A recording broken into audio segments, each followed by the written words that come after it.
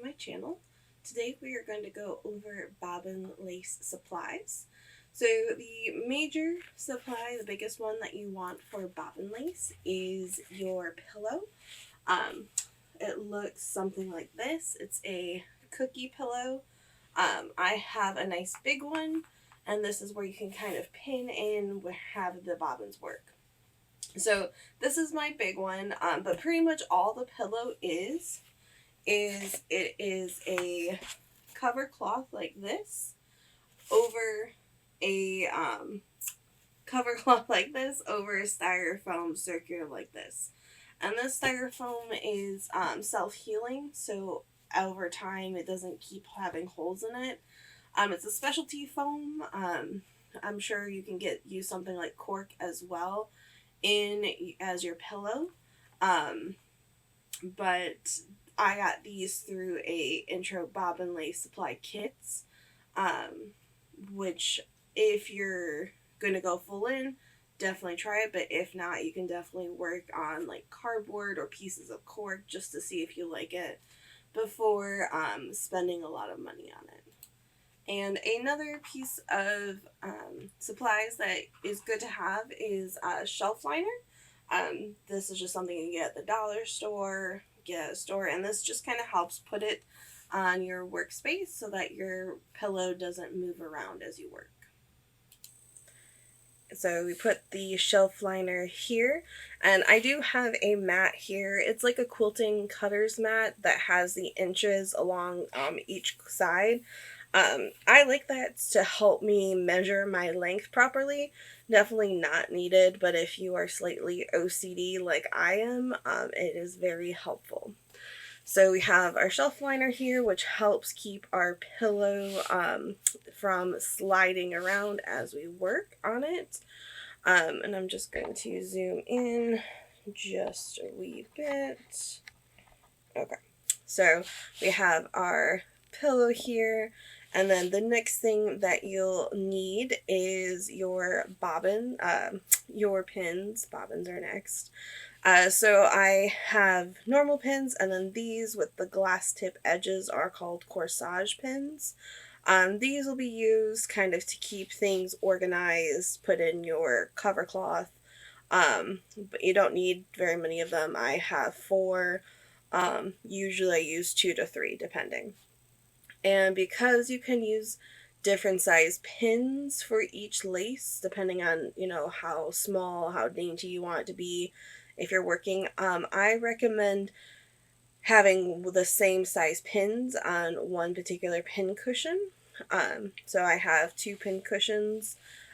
These ones are slightly smaller than these ones. And I like putting the length on the bottom of them, so I know that these pins on this pin cushion are 1 1/16 inch, 26 millimeters, and the 1/16 inch is how long they are. The 26 millimeters is how big the diameter is. So those are the pins that you'll have. The next thing you want to have is your cover cloth. So I have like dishcloths like this, very simple, that you can use to cover it. If you have spare fabric, you can use that. A dish towel works fine, and pretty much you'll just kind of wrap it over itself and then put it like that, and covering your workstation. And the next supply you'll need is what is called a pricker. So I have 2 of them. This one is a needle hot glued to some wood. Very, very homespun, but can't remove this very easily. So if this breaks or I need to get a new one, I'd have to kind of remake it myself.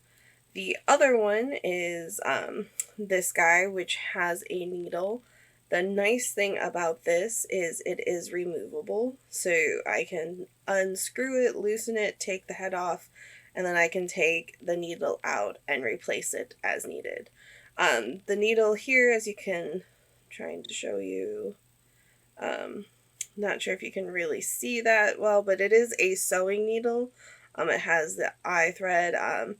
You can use, usually embroidery needles are kind of the good size because they're a little bit thicker needle that you can use to prick and get a nice pinning on it.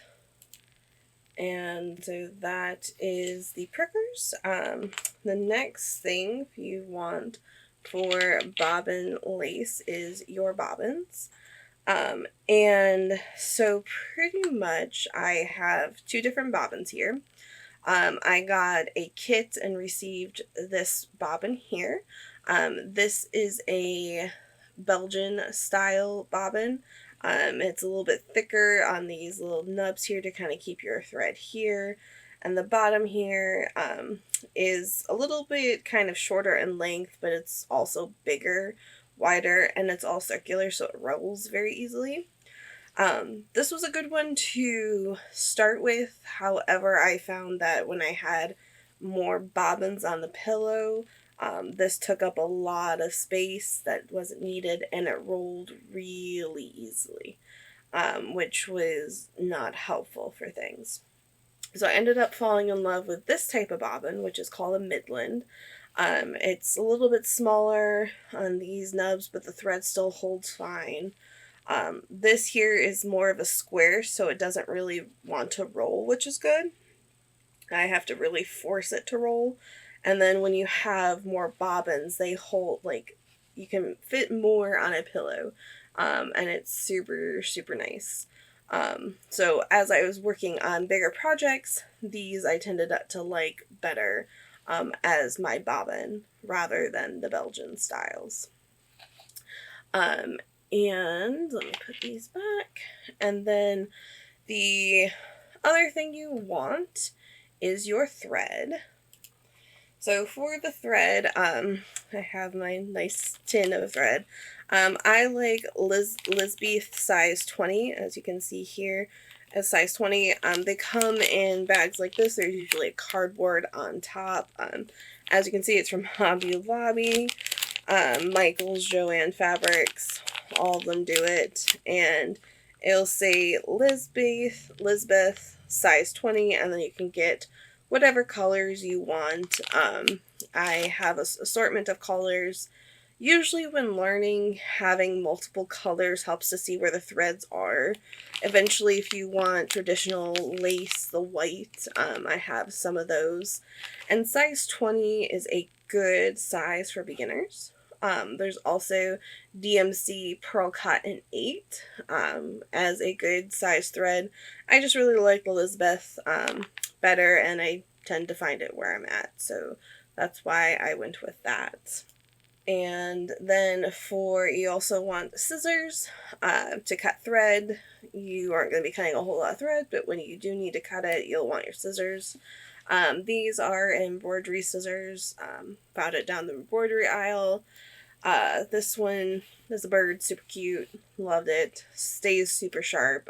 They have unicorns. Whatever kind you want to go with. And then the last supply you'll need, which isn't necessarily for wall bobbin lacing, but definitely for your prepping, is cardstock. I do a lot of patterns, so I get a lot of sheets, and you can actually kind of see I get the nice heavy weight. The thing about that is the heavier it is, the more it's going to save on as you keep using your patterns. And I go with the cream colored because the black will show up easily, but it's not white. Before, when I was starting, I did do it print on paper, as you can sort of see here. Let me bring this down a little bit. Alright, yeah, so this is a pattern I printed it on paper, and then I had black cardstock I got and just stapled to it. This is very janky and probably what you shouldn't be doing, but as a beginner, I didn't have a teacher, was learning from a book, was like, yeah, paper's going to work great. And after a bit, it starts degrading, it doesn't hold up very well. So my thing was like, yeah, I'll get cardstock, I'll get black. Black doesn't show up when you print on it. So then I print on paper and cardstock on the back, and it works, it's great, but definitely having the lighter color cardstock would be better long term. Um, and I believe that is everything. Oh, I guess I forgot one thing. So this isn't necessarily needed per se, but it's definitely really good to have. It is a pin pusher and puller. And pretty much as you can see in here, there's like circles inside it, so it kind of pulls the thread up and you can push it down. Really helpful for your hands. I got it through a kit through the Lace Museum for the Intro to Bobbin Lace class. I'll put that in the description. If you're interested and have the money, they give you a lot in their supply kit to start, which is awesome. They give you those Midland bobbins, which I love, so definitely these are the good way to go. And they have you go through a class with a teacher about all the intricacies of bobbin lace for beginners, going through all the basic stitches, doing some patterns. Really, really recommend it if you have the money and or time. But otherwise, that is pretty much all you need specifically for bobbin lacing. You can add beads into your bobbin lace, and if you want to add beads and like make it super pretty, crochet hooks are necessary to get those beads in. I tend to use pretty much between this one to this one. Let's see, so this is a size 7. So a size 7 to a size 10. And pretty much it just depends on the beads, how big they are, how small they are, which one I go to. So a 7 to a 10, usually the crochet hooks I use to adding beads to my bobbin lace. And that is all the supplies. Definitely look forward to my next videos. I have one coming about the pricking a pattern and the winding your bobbins. And then we will also have a first craft along book coming as well. And if you would like to support an artist, I do have a Patreon page down below that I'll put in the description. Thank you and have an awesome day.